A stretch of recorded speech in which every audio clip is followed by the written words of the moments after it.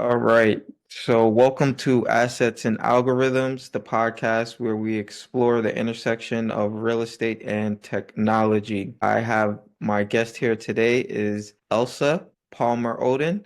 Thanks for joining me today, Elsa. Thanks for having me. I'm glad to be here. Absolutely. So, you have a really interesting business where you help staff VAs for real estate professionals. So, you've been building in the VA space since 2005. I want to know what originally inspired REI Assistant and how has your mission evolved over the years with the rise of tech in real estate?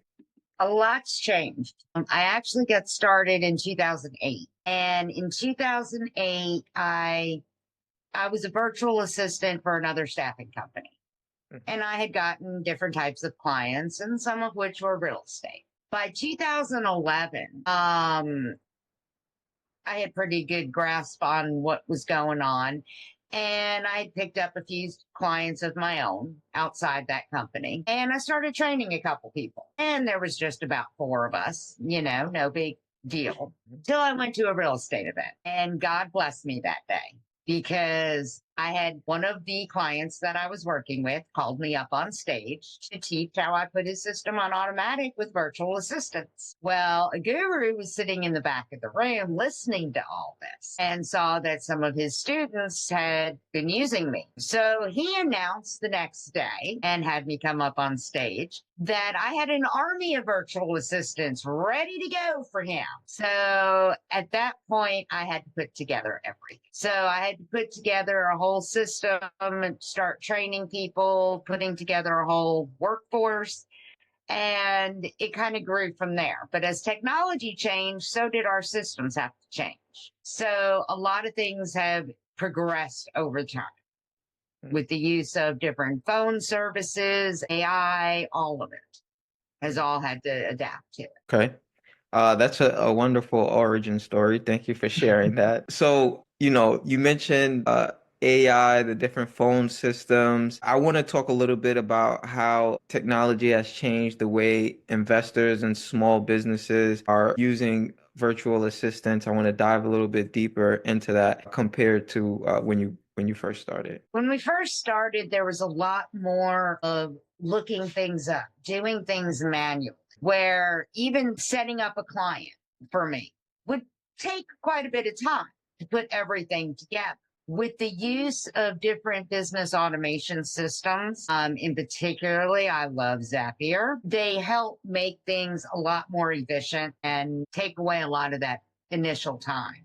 Therefore, I'm even able to have a lower setup fee for our clients because it's not taking as much for me to set up their accounts. So it's benefiting them at the same time. Even the phone system. Initially, we were using Google Voice because it was free. Well, we started having a lot of complications with the phone system and it handling everything. So we had to actually move on to an actual phone system.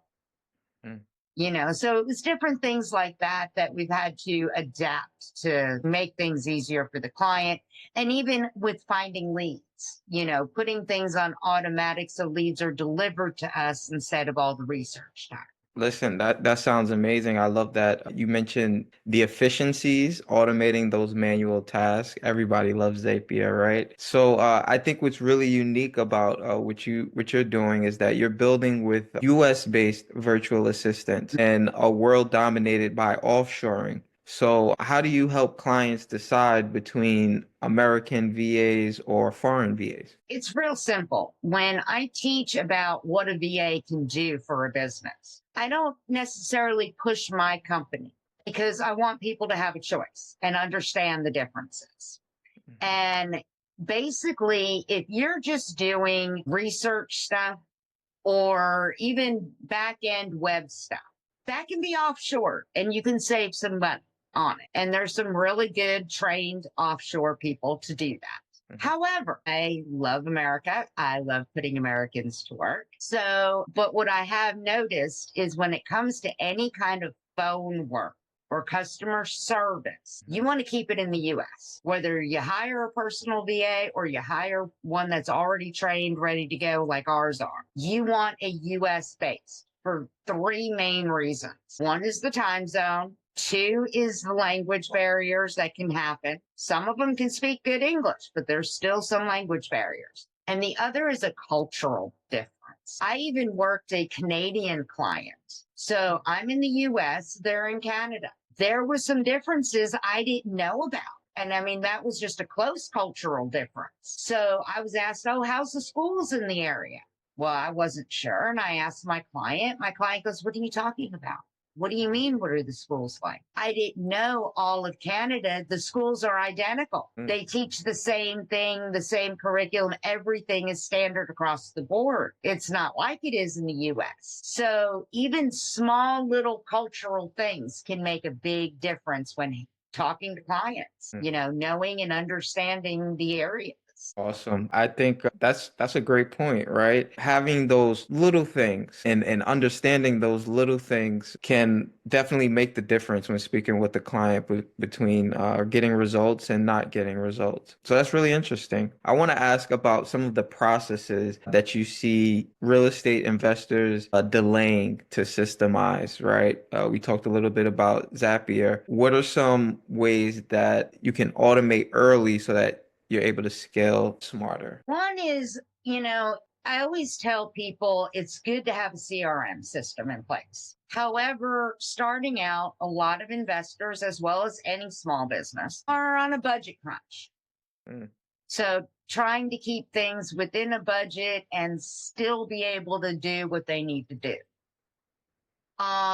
With the budget, sometimes it's easier just to go with Google Drive and keep things all organized there through the use of the Google Sheets and so forth. If you know how to use Excel and know how to use formulas, you can basically bypass a CRM in the beginning with that. As you grow, absolutely you need a CRM, no doubt about it. And a lot of them never really do that push to get the CRM. And therefore they're dealing with documents and emails and nothing's organized. To me, organization is a big part of any business. And another big pet peeve of mine is communication.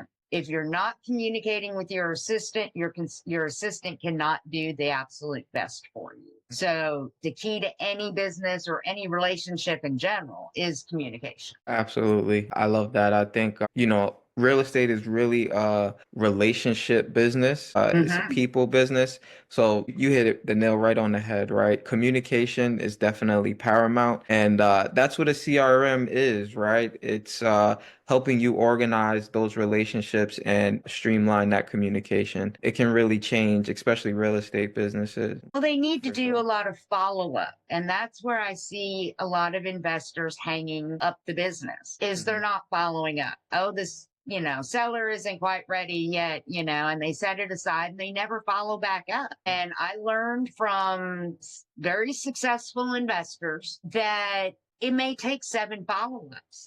You're not going to necessarily get the deal on the first phone call or the first appointment. So be persistent and follow up. And that makes all the difference in the world on how many deals you're going to close. That's the absolute truth. I mean, that's one of the most important things in a sales cycle or in any cycle where you're trying to get something done is that follow up, not letting things slip through the cracks. So I would love to hear how you manage the quality, consistency, personalization of your communication at scale across your VA teams. Well, to start with, my VAs have to go through a very extensive training before they can ever come on board with us. So they have to complete a training, video training. I used to do it live and I've turned it into video, but they go through the training, then they take a test. That test makes sure that they actually went through the training. I've got some really stupid questions on there that you'd be surprised that people fail. So they have to pass that test. Then we put them on some test phone calls. How are they on the phone? Can they do this? And it also makes sure that they're comfortable doing this. So it works both ways. Are they a fit for us or are we a fit for them? So it kind of goes both ways on that. If everything looks good and checks out, then we bring them on board. Now we do make sure that they live in the US because we had somebody give us an address and say they lived here, but they were actually in Turkey. So now we do verify that they are US people, but we go ahead and go through that training, let them do that part. Then we offer them a contract and they come on board with us. Well, once they're on board with us, then they're monitored with the clients. So we have our VA consultants that are basically, they're there to help the client as well as the VA, but we keep track of the VA's time so that they can't overcharge. We've had VAs try to scapegoat on that as well, and charge for time that didn't exist. So we keep tabs on that and so forth. So we're there to basically, as some of our clients say, we're there to hire and fire the VA for you. You don't have to do the training. You don't have to do the firing and have that HR conflicted conversation. We handle all of that for you. If you don't have a good fit with the client, if the VA and the client just don't click, well, the VA may not be the problem. Second, the VA may not be the problem. It just may be that conflict in personality. So in that aspect, we'll take that VA off, put another VA on, and that VA still works with us with other clients, just not that particular client. So we monitor everything very closely through our systems. Everything is timestamped. So again, technology takes care of that for us. That sounds great. I love that process. It sounds really extensive and optimized to get the best results. That's awesome. So we spoke a little bit earlier about you're currently writing a new book. I'd like to hear about the core message and how does it build on your work of empowering REI professionals through systemization? Well, the book I'm working on, I've actually been working on for a couple of years, but as technology keeps changing, I keep adding to the book and changing things. So I'm trying to get it out there and actually published. But basically, it's AI in real estate investing, the revolution of AI in real estate. So it's basically giving what AI is, the different forms of AI, how they work, as well as what you can use it in real estate investing for, and a lot of different resources of different AI programs and where to find these programs and using the programs, what a prompt is and how to use the prompt and all of that, so that a new investor who may not understand AI whatsoever and may know real estate, or maybe they don't even know much real estate, but they want to utilize AI.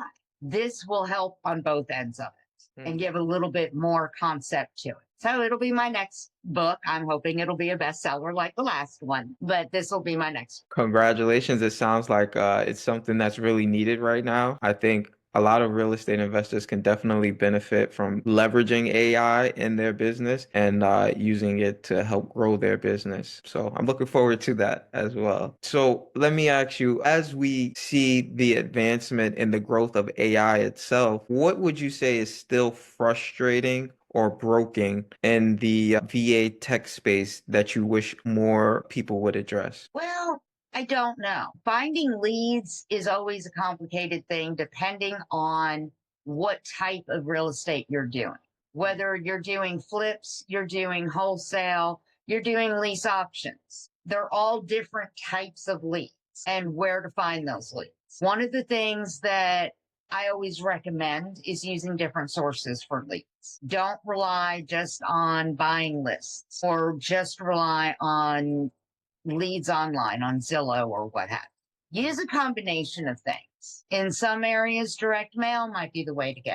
So it just really varies on your area, and don't be too tight knit on the area, which is one of the problems that I see. And using AI, you can actually utilize it to find out better areas that are selling or aren't selling, because you can ask ChatGPT or whoever about that. So you can get a better feel for it. So doing your research, utilizing these tools can help, but actually finding the leads, don't see much of a way. I've tried to use a lot of different prompts on it, and it steers you in the direction to find leads, but not necessarily to get you those leads. Absolutely. That's a good point. Leads are kind of the blood to any real estate business when it comes to the verticals that you mentioned. flips, wholesaling, or lease options. And every business needs more leads, or every business needs quality leads, and then that follow-up piece. So those two are definitely very, very important for businesses. And I'd love to see a change and help support how we handle that process as well. AI does a good job of helping with the marketing for sure. You can do some really cool marketing stuff with the AI, but it's not necessarily delivering leads. It's Right. getting your name out there. It's your branding, which Hmm. you for sure need your branding, but it's not necessarily delivering. Yeah. So let me ask, if we fast forward 6 to 12 months, where do you see REI Assistant headed, especially with the pace of AI and automation picking up? I'm really hoping to be able to utilize more in AI. I'm going through a lot of different AI trainings and trying to figure out more ways I can utilize it for the investors. There's a lot out there, and it's like I said, it's growing so quickly at this point. So I'm really trying to see what other ways, because I find systems and then I rework the system from what it was initially intended to do to make it work for this and make it work for the clients. So I always adapt things and change things to make it work. And that's what I like to do with the AI, is make something incredible to help the investors. Absolutely. I think that's really the most important thing, helping your customers and your clients reach their goals. And in doing that, you also reach your goals as well. Their success is our success. Absolutely, absolutely. So I appreciate all of your insights and all of the great answers that you gave me today. Love to give you a chance to just let people know where they can find you, where they can find your book, and any contact information you'd like to extend. Absolutely. Our website is reiassistant.com. And then our Facebook is also Facebook, reiassistant.com, or REI Assistant after the Facebook. That is where I'll be announcing the book when it's released. So I will be announcing it on the Facebook, and it will also be listed on the website, but it will be on Facebook, will be the first announcement for it. So you can find us there. And you can reach out to us at 855 to get a VA. So easy phone number, 855 to get a VA. And that would reach us. My extension is 101, so that can come to me directly. Or you can email at info@reiassistant.com. And that comes directly to me as well. Awesome, awesome. Thank you again, Elsa, for the wonderful conversation. And that's another episode of Assets and Algorithm. Thank you for having me.